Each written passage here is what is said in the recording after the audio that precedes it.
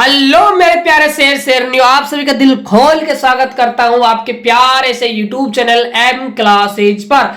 आज का ये वीडियो आप सभी के लिए काफी ज्यादा महत्वपूर्ण होने वाली है, जो आपकी एग्जाम होगी 16 फरवरी को फिजिक्स की। तो दोस्तों, मैं इस वीडियो के अंदर आप सभी को एक वायरल क्वेश्चन करवाने वाला हूं। ये क्वेश्चन बच्चों आपका 5 मार्क्स का होगा, तो वीडियो काफी हेल्पफुल होगी। वीडियो को बिल्कुल मिस नहीं करना है, वीडियो कंप्लीट देखना है। ये एग्जाम में आपको 16 फरवरी को क्वेश्चन देखने को मिलेगा।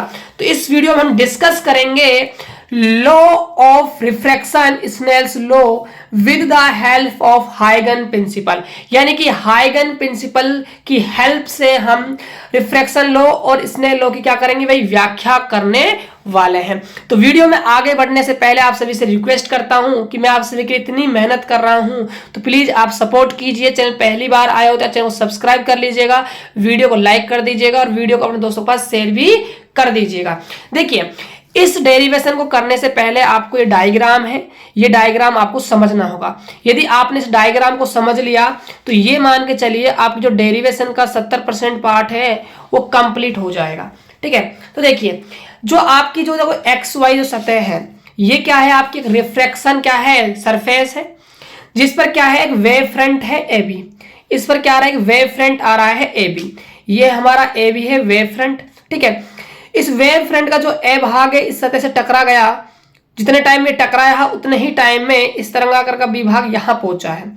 जितने समय में इस वेव फ्रंट का बी पार्ट यहां पहुंचकर यहां पहुंचा सी पॉइंट पर, उतने ही टाइम में बच्चों जो ए वाला पॉइंट है वो कहां पहुंच गया है, डी वाले पॉइंट पर पहुंच गया है। ठीक है, फिर क्या किया हमने, यहां पर रिफ्लेक्शन के लॉ के अकॉर्डिंग यहां पर हमने क्या है, एक परपेंडिकुलर डाला। ये एंगल हमारा क्या है, आई है, इंटीग्रल एंगल। ये हमारा क्या है, रिफ्लेक्शन एंगल है आई, सॉरी आई है, ये रिफ्लेक्शन एंगल नहीं बचा, आई है फिलहाल। ये भी आपका आई कौन बना है, किससे, सिमिलरिटी के रूल से। देखो कैसे बना है, ये एंगल आपका आई है, ये पूरा एंगल कितना है आपका 90 डिग्री है। ये पूरा एंगल कितना है, 90 डिग्री है। ये जो तरंगाग्र होता है हमेशा कैसा होता है, सतह पर लंबवत होता है। कैसा होता है भाई, वेव फ्रंट सरफेस पर 90 डिग्री पर होता है। ये एंगल आपका 90 डिग्री है। कितना बचा बच्चों, ये आपका बचेगा 90 माइनस का आई। तो ये पूरा 90 घटेगा तो आई क्या आ जाएगा बच्चों, आई आ जाएगा। क्या आ जाएगा, आई आ जाएगा। यानी कि सिमिलरिटी के रूल से बच्चों ये कोण भी आपका आई होगा।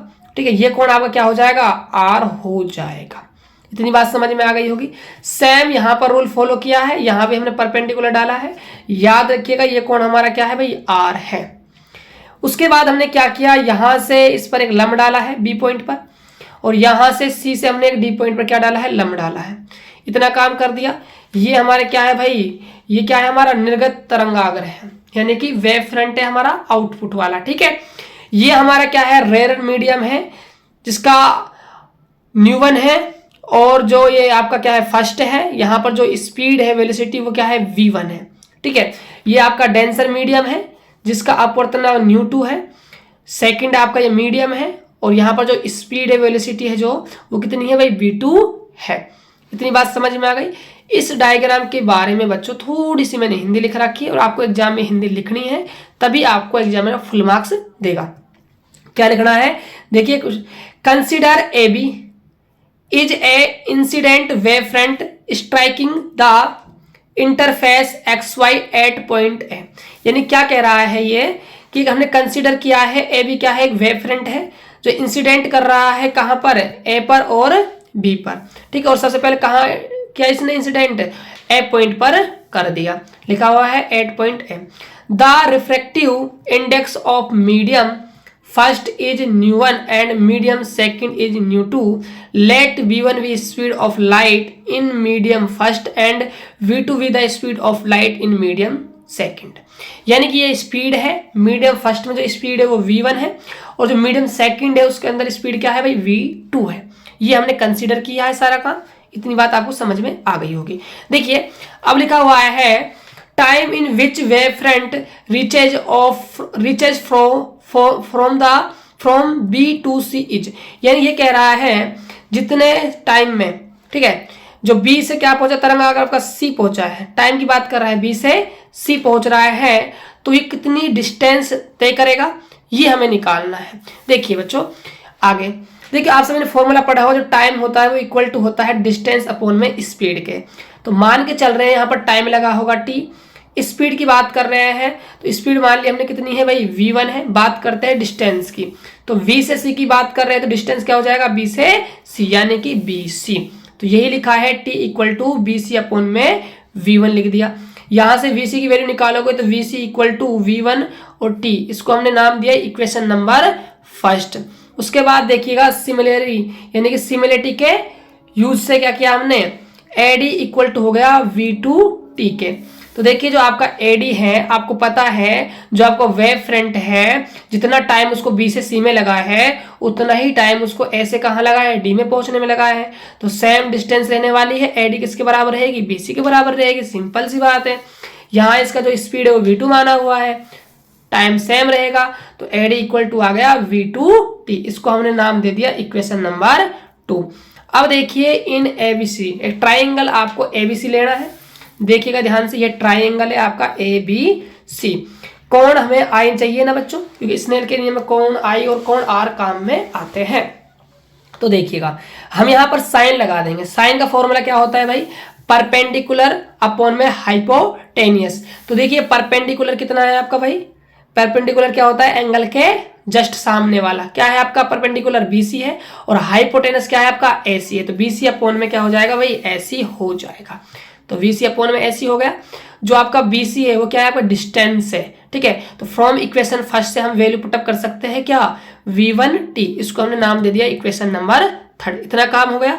अब हमें वर्क करना है किसके लिए, एंगल R के लिए। तो देखिए बच्चों आगे, तो एंगल IR निकालने के लिए हमने क्या किया, एंड इन ट्राइंगल ACD, तो ACD को पकड़ा, वहां पर हमने क्या लगाया, साइन R बराबर, ठीक है, परपेंडिकुलर अपॉन में हाइपोटेनस। तो देखिए वहां पर परपेंडिकुलर कितना है और हाइपोटेनस कितना है।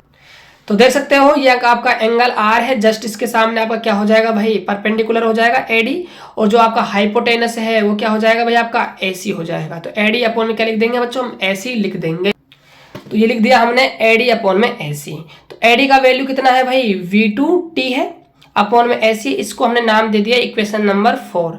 अब लिखना है आगे क्या करना है, डिवाइडिंग करना है equation first by equation second को, ठीक है। डिवाइडिंग कर दिया, फर्स्ट और सेकंड मत लिखिए बच्चे, यहाँ थर्ड और फोर्थ लिखिए है ना। थर्ड है और ये आपकी क्या है, कौन सा समीकरण है आपकी, फोर्थ है, ठीक है। थर्ड और फोर्थ कर लीजिएगा, ठीक है। तो साइन I अपॉन में साइन R, v1t अपॉन में AC, v2t अपॉन में AC। देखिएगा आप AC से आपका AC कैंसिल आउट हो जाएगा, t से आपका t कैंसिल आउट हो जाएगा। तो क्या बचेगा भाई, साइन I अपॉन में sine R equal to v1 upon में v2 आपका बच जाएगा। उसके बाद आपको क्या करना है, आपको फॉर्मूला लगाना है, ठीक है। तो आप जानते हो रिलेशन होता है न्यू बराबर c अपॉन में v होता है। v यहाँ से आप निकालोगे तो v इक्वल टू हो जाएगा c अपॉन में न्यू। तो ये v1 के लिए हमने अपवर्तनांक क्या रख दिया, न्यू1 रख दिया, और यहाँ v2 के लिए क्या रख दिया, न्यू2 रख दिया, ठीक है। c अपॉन न्यू1 अपॉन में c अपॉन में न्यू2। तो c से आपका c कैंसिल आउट हो जाएगा, न्यू2 आपका ऊपर चला जाएगा। तो ये आपका न्यू2 अपॉन में न्यू1 हो जाएगा। यहाँ आप इसको क्रॉस मल्टीप्लाई मारते हो तो न्यू1 साइन I इक्वल टू न्यू2 साइन R आपका आ जाएगा। उसके बाद क्या करना है, आपको लिखना है the above equation is as per law of reflection of light. यही बच्चों क्या है आपके रिफ्लेक्शन ऑफ लाइट का इक्वेशन है। आप सभी ने पढ़ा होगा कि आपतन कोण की जगह और परावर्तन कोण की जगह अपवर्तन कोण की जगह जो अनुपात होता है वो एक स्थिरांक होता है। ये किसका रूल है, ये स्नेल का लॉ है बच्चों। आप सभी ने डिस्कस किया होगा, पढ़ा होगा। ऐसे आपको इसका प्रूव करना था। आई होप कि आपको वीडियो काफी अच्छा लगा होगा। ऐसे बच्चों आपके एग्जाम से पहले हम आपके लिए कंप्लीट कह सकते हो हर चैप्टर वाइज आपके लिए डेरिवेशन क्वेश्चन लेकर आएंगे। तो इसीलिए आप चैनल को सब्सक्राइब करके रख लीजिए। तो मिलते हैं और एक बेहतर वीडियो के साथ, तब तक के लिए जय हिंद, वंदे मातरम।